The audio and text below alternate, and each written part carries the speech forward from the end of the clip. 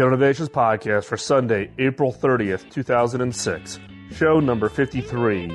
Coming to you from Sunnyvale, California.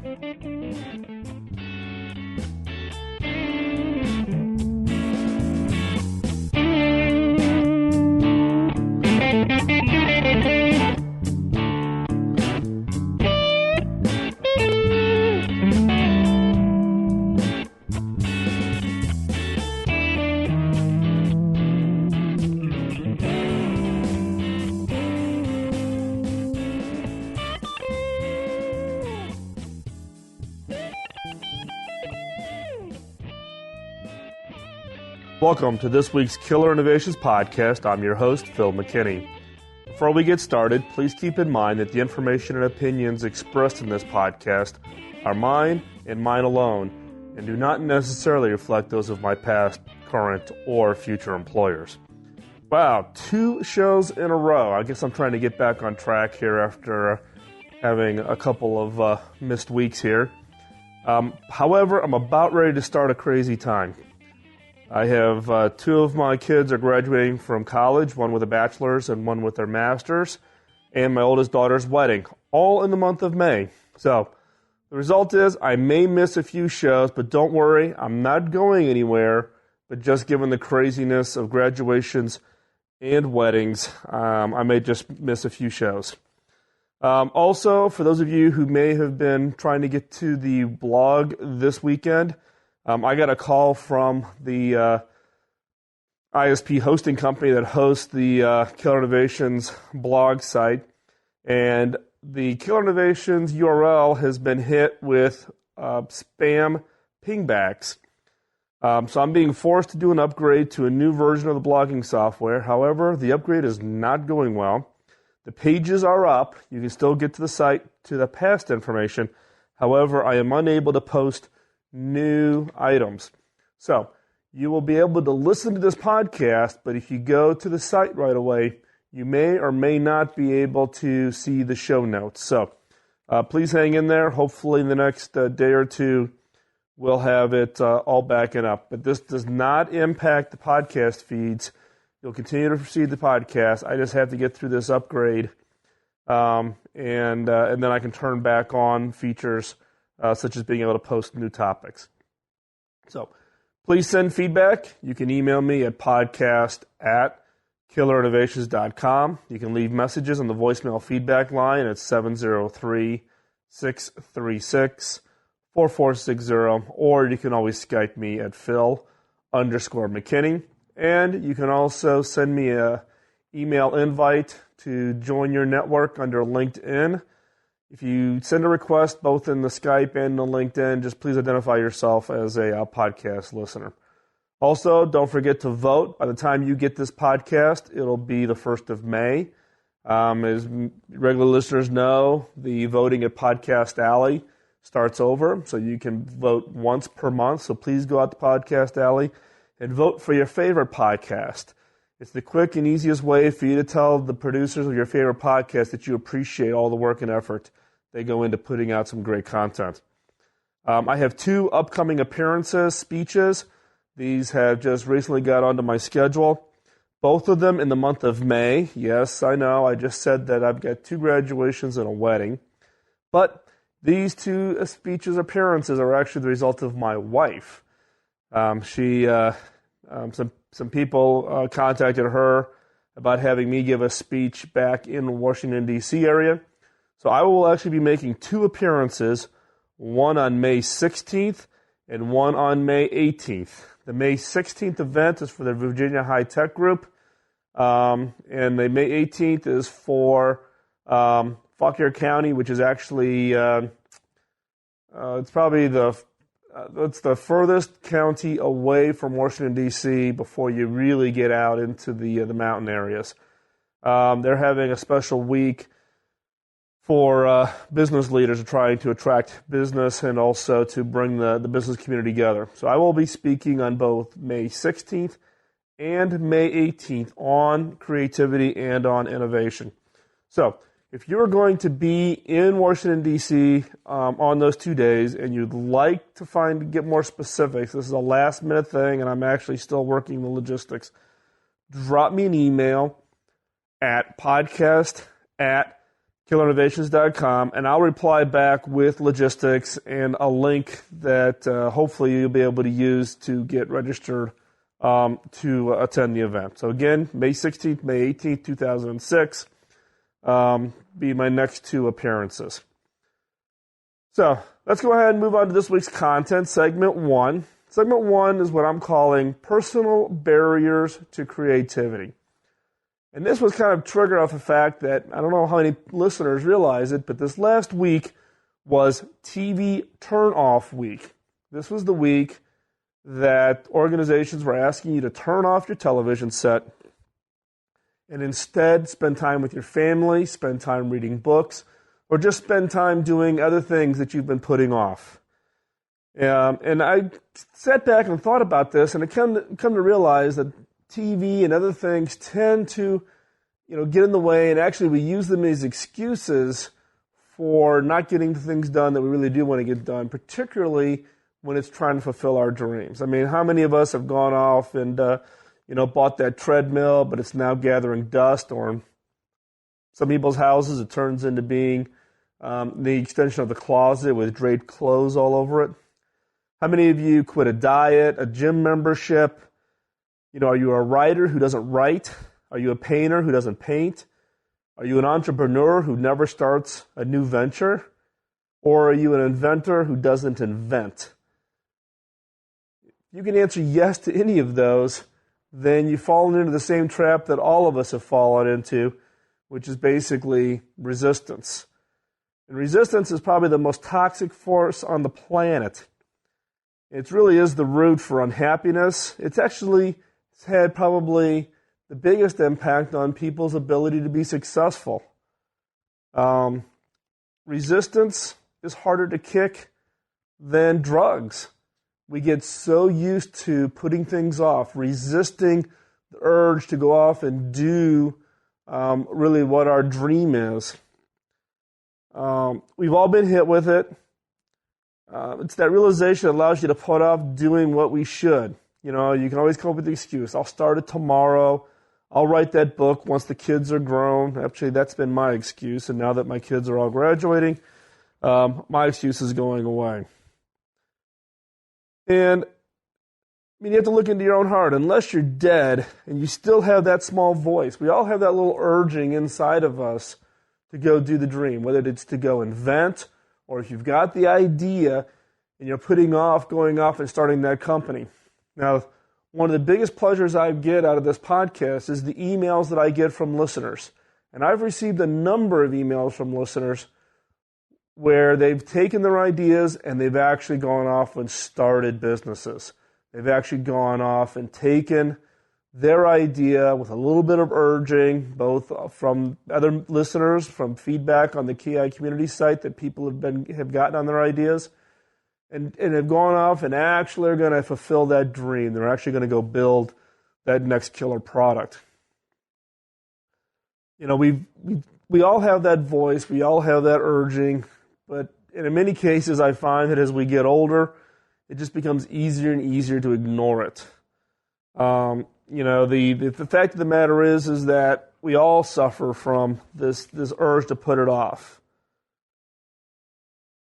But the reality is even though you've listened to that voice, and unless you're unique, you're no closer to taking action on it than you were yesterday or you'll be tomorrow. You think resistance isn't real? Well, guess what? We've all been living it. We've all been trying to figure out how to kind of kick the habit, avoid that negative resistance, and actually go out and do something. In fact, do you really think that's resistance or this fear or whatever it is that's holding you back is unique? You think other successful people have gotten over it? You look at successful people in the industry and you think, they had the guts to go off and do it. Well, guess what? It is something that never goes away. In fact, Henry Fonda was still throwing up before every stage performance, even when he was in 75 years old. So think about it. Here's a guy, hugely successful film actor, going out and doing his art, doing his creativity, But he got so nervous, and the urge not to go forward with it was so bad that he actually threw up before every stage performance. But he fought through it, and he still went out there. What really fuels this resistance to go off and do the right thing? Well, fear. Fear is the number one reason. Fear of failure, fear of doubt, fear of criticism, fear of losing your job, fear of losing your income. Whatever it is, the fear of, it is rooted in this whole issue of fear. And the key here is you've got to master the fear and you'll conquer the resistance. And the fact is that you quickly have to figure out that your imagined impact of running into a problem is usually 10 times worse than whatever you'll ever experience, whether it's losing your job or whether it's going off and starting a new venture and having that venture fail. Well, oh my gosh, what am I going to do? You go get another job. It's that fear of never trying. If you're safer where you're at, then taking that step forward and taking that leap, over that crack to jump to the other side, to go off and do something, you feel that it's safer to stay where you're at. The fact of the matter is it's not just you. Others can increase your fear factor or the level of resistance. Others who wish they could do what their little voice is telling them, what their dream is. They see you starting to do that dream. And then other people kind of jump on and say, that's a bad idea. They start bringing up all the negatives. Well, have you thought about how you're going to make your mortgage payment? Have you thought about how you're going to pay for your kids' college? And the fact is that in their lives, they have no desire to change. They've become very comfortable in succumbing themselves to the resistance of doing anything new and creative, that they're just going to sit there. So be careful of others because they can increase your level of fear. You need to be ruthless. Procrastination is really the most common manifestation of resistance. Other manifestations of resistance are things such as health. Doctors in many cases use, or we'll talk about the fact that out of sheer fear, you can have literally a physical manifestation in your health. Henry Fonda throwing up, other people migraines, whatever. But the most common fact or most common manifestation of this resistance, this holding back, not wanting to go do anything new, kind of stay in your comfort zone, is procrastination. And it's the easiest to rationalize.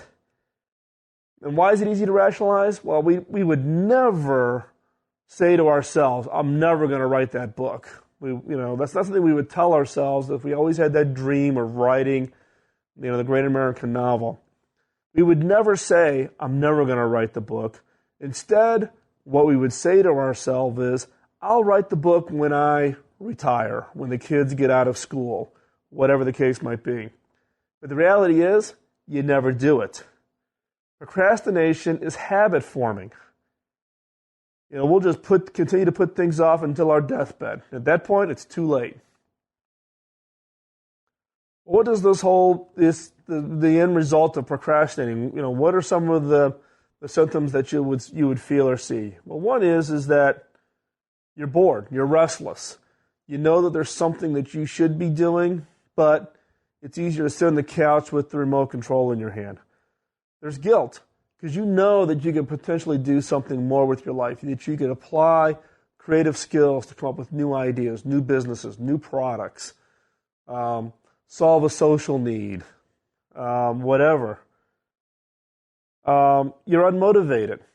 You've gotten so used to procrastinating that any new thing that comes on your list, you just put that on the pile for procrastination. And the reality is you feel like that life is turning into a chore. You've lost that passion to go off and do something. Now, in reality, if you're listening to this podcast, you may not fall into that category because you've already done something. You've gone out, you've searched, you're looking for content, you're looking for material to help spark that flame inside of you to take your idea or to come up with an idea and go do something, whether it's to write a book, come up with a new product or technology, solve whatever problem that is before you or before society. You're already listening to this podcast. You've already taken that step out. But procrastination is one of those things that will continue to come back over and over and over again, and you have to be on your guard. So how do you change? If you find yourself falling into this procrastination, how do you change? First off, do something. Don't just sit there. If you want to be a writer, write. If you want to be a painter, paint. If you want to be an architect, design. If you want to be an inventor, invent. Whatever it is, do something and do it now. Don't put it off because you're just procrastinating again. Life is a challenge. I mean, we all want to go off. We all have the great American dream as we get older, and the burdens of living, paying bills and paying the doctors, whatever, tends to weigh on us. It's easy to fall into this trap, but you got to at least take that early step. So, like an exercise, if you stick with a routine for 30 days, it turns into a habit. So just don't go off and do it today. We're going to start off on an exercise program, a creativity exercise program for the next 30 days. So, this exercise plan is to exercise your mind and to fulfill your inner voice. So, for the next 30 days, we're going to break this down into weeks. So, we're starting off 1 to 2 times a week, building yourself up to 3 days a week, depending on what your habits have been and how long you've have been procrastinating and need a little bit of warm-up cycle here. I want you to spend 30 minutes doing some kind of mental puzzles. Now, they've actually found that mental puzzles are actually a great preventative medicine to Alzheimer's. Now, these mental puzzles can be anything from crossword puzzles to these new Japanese numeric, I don't even know how to pronounce it, Sudoku puzzles, which I actually like to do, and I usually carry 2 or 3 of those books in my bags when I'm flying on long distances to work on. Whatever the case might be, but it's 30 minutes a day, starting off once to twice a week, working yourself up to 3 days a week. Some cases you can take up to 5 days a week. There's no limit. It's not like you're going to strain a muscle here. We're talking about your brain. But the key here is that by exercising and stimulating the brain, you literally are exercising that muscle, and you need to exercise it just as you would go to the gym and walk on the treadmill. In addition to that, twice per week, hold a personal 30-minute brainstorming session on whatever your dream or vision is. So if your vision is to write a book, if your vision is to invent, if your vision is to be a painter, hold a personal 30-minute brainstorming session twice a week. Now, this isn't just sitting down with a sheet of paper and cranking out ideas. I want you to prepare. Now, go back and listen to the earlier podcast. What do we mean by prepare? Research. If you're talking about, let's say you want to be an inventor, and you want to be an inventor in consumer products, and it wants to be consumer electronics products, you better be out there seeing what that market is. You need to prepare. You need to understand what it is. If you're going to paint or if you're going to write a book, you need to prepare. You need to look at what other books are in the subject matter that you want to write about. Set yourself the idea quota. Now, the key here is start off with maybe a little bit of a lower quota. So for 30 minutes, maybe you set yourself a quota somewhere in the kind of in the 40 range. Once you get exercised and you've loosened up and you've done this for 30 days, for a 30-minute brainstorming session, you should be able to do something in the neighborhood of 75, 100, 110 kind of idea quota in a 30-minute period. Document all of your ideas. Prioritize them. We've talked about that in one of the really early podcasts about how you do prioritization. And then follow through.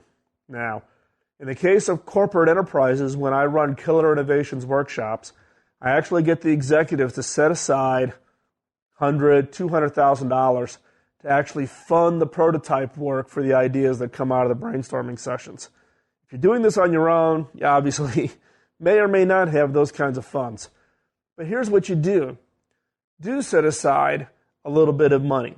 Put together a fund that you contribute to every week, every month, that actually is going to fund your dream. So that you know that when you come up with these ideas, when you run through these personal brainstorming sessions, that you actually are going to have some funds or some means to go off and actually execute it. It's also a way to reward yourself. You can't spend the money until you walk through the process and you generate the ideas. Next, and here's probably one of the more critical things, tell a friend. Tell a friend what you're going to do. Tell a friend what you're committing to do. Invite them to track your progress. Invite them to keep you honest. Very easy for us to tell us in our mind that we're going to go do this and then never go do it. In this case, go tell a friend, go tell a coworker, tell a spouse. And then also be open to discuss the struggles. When you talk to this person, and be accountable to this person, tell them, hey, I'm just really tired today. I really didn't, do what I needed to get done. Tell them and let them help keep you accountable. Because when you tell somebody, that's putting you on notice that you're going to execute, you're going to follow through. And you can be successful at this. You can be successful. You can dust off the cobwebs. You can go through the mental exercises. You can do the personal brainstorming sessions. But the key is you can be successful, but you got to follow through. And if you can be the one that overcomes the procrastination and actually do something, you can be an inspiration to your family and to your friends. As the saying goes, the graveyard is the largest home of ideas, ones that were dreamed up but never executed.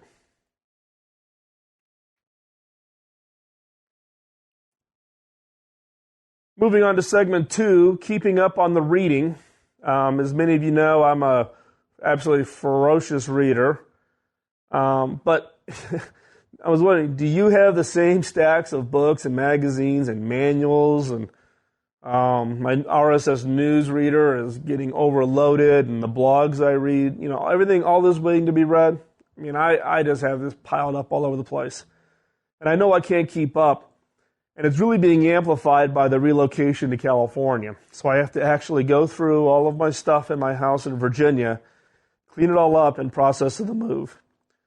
So literally every weekend that I'm in Virginia, my wife has me sitting in a chair, literally sorting books and magazines to figure out which ones I'm going to bring.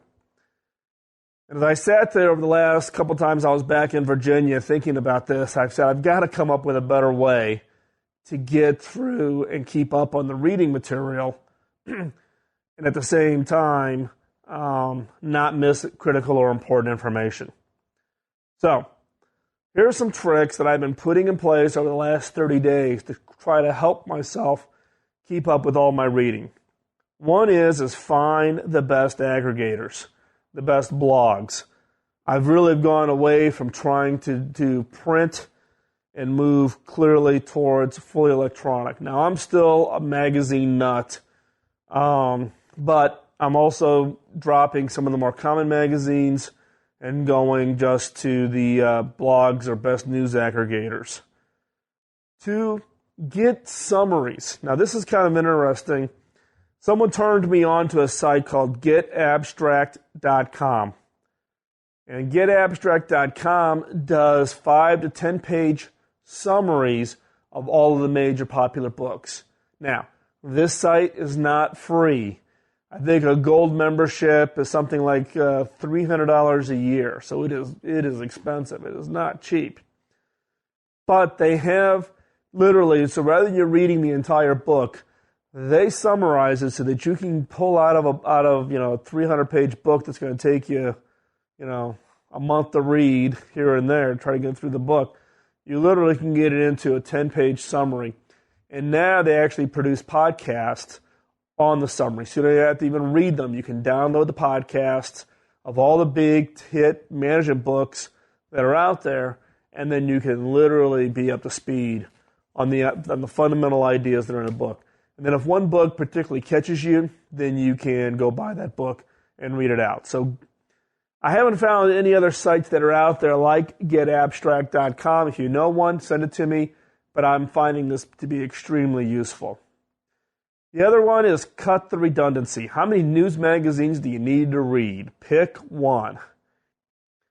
Unsubscribe to as many book or magazines, newspapers as possible. Find the core set that you really read, the ones that you know that you're going to read cover to cover every month. Get rid of the rest. Pick the categories for a balanced perspective. Now, a lot of us, and me included, we've just kind of picked up the collection of reading materials without any really planning. So in the case of, depending on how you're applying the creativity and innovation topics of the podcast, think about your reading material to align it with the categories so that you get a balanced perspective. Once you come up with that list, then include categories from outside your main field of interest. You need to be able to expand it, but keep it under control. Otherwise, you get right back into the same problem of having too much material. And be realistic. Be realistic about what you can actually get through and what it is you can actually read. And lastly, figure out how to group your reading into prioritizations. And the prioritizations that I'm using are 1, need to know. So materials, books, newsletters, analyst reports, things in my particular field of interest that I need to do my job. So it's a need to know. Secondly is a should to know. Particularly given the quick changes. I'm in the high-tech field, the quick changes that happen. There are things that I should know given my roles and responsibilities. Third is nice to know. Maybe a little benefit, maybe it helps you spark an idea because you can connect the dots, but it's a nice to know. Next is what I would call kind of the edge case. Could be something you need to know, could be something you don't need to know, but it's right there in the edge. And then lastly is the useless piece of information. Now, me personally, I don't read a lot of things like the gossip magazines and tabloid newspapers, etc. A lot of people do. I don't know how much of that information is useful, but given the short amount of time that I have with trying to balance, my work life, my family, the relocation, my daughter's wedding, kids graduating from college, relocating, etc., I don't have the time for the useless. So if it falls under my useless category, it's jettisoned, it's gone, it's off the list. So again, reading, taking in information is critical for your creativity and innovation. And you need to feel like you're keeping up on the reading, but at the same time, you don't want to get overwhelmed. Because what happens? Then it becomes easy to procrastinate. Right back to the topic that we talked about in segment 1. You need to keep up on the reading in order to use that information to spark ideas. But you need to be smart about it. So again, find the best aggregators. Figure out a way to get summaries. You don't need to read the entire book. Figure out a way to get to the summaries. Cut the redundancy out of your reading. Unsubscribe to anything that is not useful to you. Group your readings into categories for a balanced perspective. So pre-think about what materials you should read. Make sure to include categories that are outside your main field of interest, and you may want to rotate those every quarter or so just to get a different perspective. Be realistic about what you can read and prioritize your reading to make sure that you're getting through the material that's absolutely necessary for you to be successful. Segment 3, moving on to the killer question of the week. What I find when I'm working with individuals, when we're designing a new product, coming up with a new product concept, is that people, particularly outsiders, are eternal optimists. They're always looking for the positive.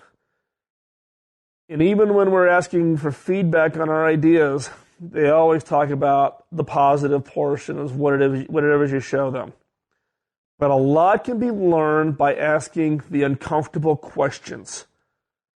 So after presenting your ideas, in this case, for this week's killer question is, what do you hate about this idea, this product, or this service? What do you hate about this idea, this product, or this service? So why is this question important? Well, it gives the person permission to provide honest feedback. Otherwise, you run the risk of getting feedback based on what they think you want to hear. You're showing them a new product, you're showing a new concept, you're talking to somebody in a restaurant, you're presenting your idea, you show them a model, whatever it is, and you ask them, so what did you think? You tend to get the positive. So ask the uncomfortable question, because then otherwise you run the risk of just getting kind of the soft feedbacks, giving you feedback based on what it is you want to hear. So if you ask them the hard, uncomfortable question, you're giving them permission to be open and honest. And then the key is to take that feedback and brainstorm how to convert those negatives into positives. So again, this week's killer question is, what do you hate about this idea, this product, or this service? And then ask yourself, how do you turn that negative into a positive? And with that, thanks for listening. We're coming up right on 30 minutes. Please keep sending in your feedback, suggestions, and links to other innovation sites. You, the listener, as your fellow, what I would call innovation geeks, right along with me, I found the links that you've sent to me to be very useful. And so therefore, I'm actually going to work to try to aggregate up all these links that people have sent me, book recommendations, and etc., and try to publish them. But I would encourage you as listeners to go out to the KI community site. You can get there by going to killerinnovations.com. Look for the, I think it's red and white buttons on the right-hand side that will say KI Community. You click on the KI Community site, and it will take you to the bulletin board. There you can log in, you can interact with other listeners.